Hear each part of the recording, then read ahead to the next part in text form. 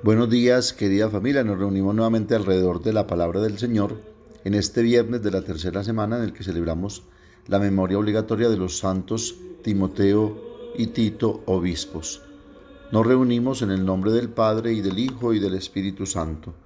Ven, Espíritu Santo, llena los corazones de tus fieles, enciende en ellos el fuego de tu amor y renovarás la faz de la tierra. Espíritu Santo, ilumínanos y santifícanos. María, Madre de la Iglesia, ruega por nosotros. Lectura del segundo libro de Samuel, capítulo 11, versículos 1 al 4a, 5 al 10a, 13 al 17. A la vuelta de un año, en la época en que los reyes suelen ir a la guerra, David envió a Joab con sus servidores y todo Israel. Masacraron a los amonitas y sitiaron Rabá, mientras David se quedó en Jerusalén. Una tarde, David se levantó de la cama y se puso a pasear por la terraza del palacio. Desde allí divisó a una mujer que se estaba bañando, de aspecto muy hermoso. David mandó averiguar quién era aquella mujer y le informaron: es Betsabé, hija de Elián, esposa de Urías elitita. David envió mensajeros para que la trajeran. Ella volvió a su casa, quedó encinta y mandó este aviso a David: estoy encinta. David entonces envió a decir a Joab: mándame a Urías elitita. Joab se lo mandó. Cuando llegó Urías, David le preguntó cómo se encontraban Joab y la tropa y cómo iba la guerra. Luego le dijo: baja a tu casa a lavarte los pies. Urías salió del palacio y tras él un regalo del rey. Pero Urías se acostó a la puerta del palacio con todos los servidores de su señor y no bajó a su casa. Informaron a David: Urías no ha bajado a su casa. David le invitó a comer con él y le hizo beber hasta ponerlo ebrio. Urías salió por la tarde a acostarse en su lecho con los servidores de su señor, pero no bajó a su casa. A la mañana siguiente David escribió una carta a Joab que le mandó por Urías. En la carta había escrito: pongan a Urías en primera línea donde la batalla sea más encarnizada. Luego retírense de su lado para que lo hieran y muera. Joab observó la ciudad y situó a Urías en el lugar en el que sabía que estaban los hombres más aguerridos. Las gentes de la ciudad hicieron una salida, trabaron combate con Joab y hubo bajas en la tropa, entre los servidores de David. Murió también Urías elitita. Palabra de Dios. Salmos 51 o 50. Misericordia, Señor, hemos pecado. Misericordia, Dios mío, por tu bondad, por tu inmensa compasión, borra mi culpa, lava del todo mi delito, limpia mi pecado. Pues yo reconozco mi culpa, tengo siempre presente mi pecado. Contra ti solo pequé, cometí la maldad en tu presencia. En la sentencia tendrás razón, en el juicio resultarás inocente. Mira, en la culpa nací, pecador me concibió mi madre. Hazme oír el gozo y la alegría, que se alegren los huesos quebrantados. Aparta de mi pecado tu vista, borra en mí toda culpa. Lectura del Santo Evangelio según San Marcos, capítulo 4, versículos 26 al 34. En aquel tiempo Jesús decía al gentío: el reino de Dios se parece a un hombre que echa semillas en la tierra. Él duerme de noche y se levanta de mañana. La semilla germina y va creciendo sin que él sepa cómo. La tierra va produciendo fruto sola. Primero los tallos, luego la espiga, después el grano. Cuando el grano está a punto, se mete la hoz porque ha llegado la siega. Dijo también: ¿con qué podemos comparar el reino de Dios? ¿Qué parábola usaremos? Con un grano de mostaza. Al sembrarlo en la tierra es la semilla más pequeña, pero después de sembrada crece, se hace más alta que las demás hortalizas y echa ramas tan grandes que los pájaros del cielo pueden anidar a su sombra. Con muchas parábolas parecidas les exponía la palabra, acomodándose a su entender. Todo se lo exponía con parábolas, pero a sus discípulos se lo explicaba todo en privado. Palabra del Señor. La fiesta de los fieles discípulos de San Pablo, Timoteo y Tito, obispos, nos permite dar continuidad a la reflexión de ayer. La auténtica evangelización se vuelve generativa. La conversión de uno provoca que otros piensen y se cuestionen y por lo tanto se decidan a dar sentido a su vida, sentido que solo se puede encontrar en Dios, principio y fin de nuestra existencia. La fe es un don de Dios, pero la mediación de sus testigos es indispensable, como lo hemos meditado ampliamente en el segundo domingo del tiempo ordinario, en el que veíamos cómo dos de los discípulos de Juan el Bautista, Andrés y supuestamente Juan el discípulo amado, después que él señala a Jesús como el Cordero de Dios, estos se van detrás de Jesús y le preguntan: Maestro, ¿dónde vives? Y termina el evangelista diciendo que se quedaron con él aquella tarde y que eran las 4. Luego Andrés encuentra a su hermano Simón y le dice: hemos encontrado al Mesías, y lo llevó a Jesús. ¿Cuántos de nosotros hemos experimentado lo mismo en nuestro llamado? Y por la indicación de alguno que hubo experimentado el amor de Cristo y entró en su proyecto de anuncio del reino nuevo, pudimos seguir a Jesús e involucrarnos en su proyecto de salvación. En mi caso personal, doy testimonio que sucedió así. Por la indicación de mi párroco de aquel entonces, hoy soy sacerdote, no a pesar de mis debilidades, sino contando con ellas, porque Dios se fija en la persona y no en su condición. De ella se va encargando en el camino Él, como dirá también San Pablo en 1 Timoteo 1, 12, 14. Doy gracias a aquel que me hizo capaz y se fió de mí. La fe crece en nosotros gracias a la fe de quienes nos rodean. Dice Pablo en Romanos 10, 17, que la fe viene de la predicación y lo que se predica es el nombre de Jesucristo. Las palabras y los gestos lo median y activan la búsqueda común de cómo encarnarlo en todos los aspectos de la vida.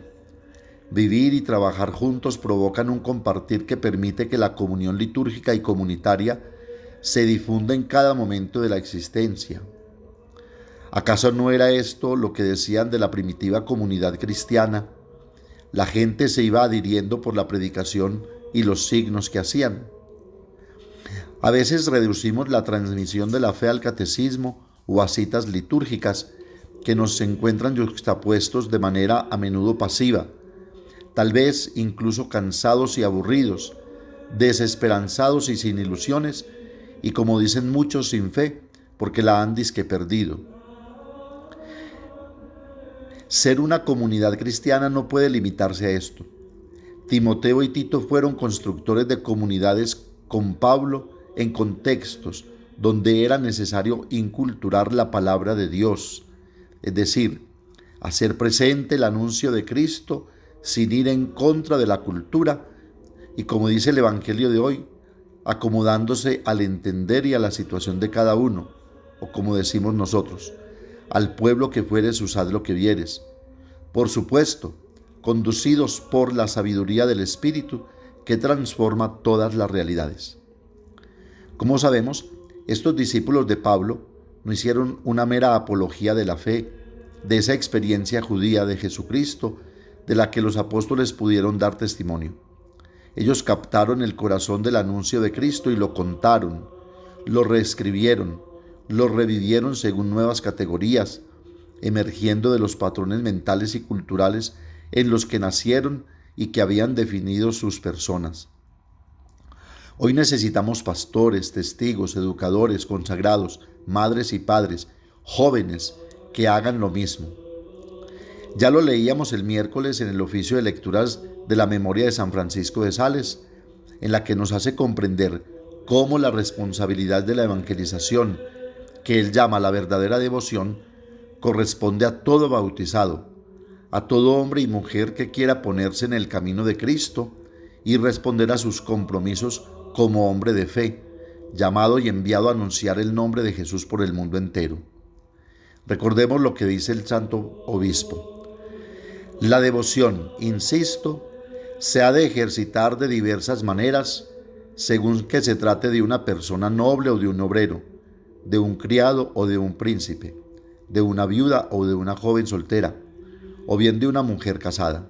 Más aún, la devoción se ha de practicar de un modo acomodado a las fuerzas, negocios y ocupaciones particulares de cada uno. Dime, te ruego, mi Filotea, si sería lógico que los obispos quisieran vivir entregados a la soledad, al modo de los cartujos, que los casados no se preocuparan de aumentar su peculio más que los religiosos capuchinos. Que un obrero se pasara el día en la iglesia como un religioso, o que un religioso, por el contrario, estuviera continuamente absorbido a la manera de un obispo por todas las circunstancias que atañen a las necesidades del prójimo. Una tal devoción, por ventura, no sería algo ridículo, desordenado e inadmisible. Y con todo, esta equivocación absurda es de lo más frecuente. No ha de ser así. La devoción, en efecto, mientras sea auténtica y sincera, nada destruye, sino que todo lo perfecciona y completa. Y si alguna vez resulta de verdad contraria a la vocación o estado de alguien, sin duda es porque se trata de una falsa devoción. La abeja saca miel de las flores sin dañarlas ni destruirlas, dejándolas tan íntegras, incontaminadas y frescas como las ha encontrado. Lo mismo y mejor aún hace la verdadera devoción. Ella no destruye ninguna clase de vocación o de ocupaciones, sino que las adorna y embellece. Del mismo modo que algunas piedras preciosas bañadas en miel se vuelven más fúlgidas y brillantes, sin perder su propio color. Así también el que a su propia vocación junta la devoción se hace más agradable a Dios y más perfecto. Esta devoción hace que sea mucho más apacible el cuidado de la familia, que el amor mutuo entre marido y mujer sea más sincero, que la sumisión debida a los gobernantes sea más leal y que todas las ocupaciones de cualquier clase que sean resulten más llevaderas y hechas con más perfección. Es por tanto un error, por no decir una herejía, el pretender excluir la devoción de los regimientos militares, del taller de los obreros, del palacio de los príncipes, de los hogares y familias. Hay que admitir, amadísima Filotea, que la devoción puramente contemplativa, monástica y religiosa no puede ser ejercida en estos oficios y estados. Pero además de este triple género de devoción, existen también otros muchos y muy acomodados a las diversas situaciones de la vida seglar. Hasta aquí el Santo Obispo San Francisco de Sales. Hagamos entonces una pequeña oración y digamos: por eso, Señor, envía obreros de toda clase a tu mies, que no teman el trabajo, que amen, crean y esperen con valentía con cada hombre y cada mujer de nuestro mundo. Que la Santísima Virgen María nos acompañe en esta obra de la evangelización, para que todos unidos en comunión, participación y misión, como nos sugiere el Papa en este sínodo de la Iglesia, nos sintamos responsables de la construcción de la nueva humanidad y de la civilización del amor. Amén. Padre nuestro que estás en el cielo, santificado sea tu nombre. Venga a nosotros tu reino. Hágase tu voluntad en la tierra como en el cielo. Danos hoy nuestro pan de cada día. Perdona nuestras ofensas, como también nosotros perdonamos a los que nos ofenden. No nos dejes caer en la tentación y líbranos del mal. María, Madre de la Iglesia, ruega por nosotros. El Señor nos bendiga, nos guarde de todo mal y nos lleve a la vida eterna. El Señor esté con ustedes, y la bendición de Dios Todopoderoso, Padre, Hijo y Espíritu Santo, descienda sobre ustedes y los acompañe siempre. Que tengan un feliz día y recuerden que los padres de la parroquia los queremos mucho.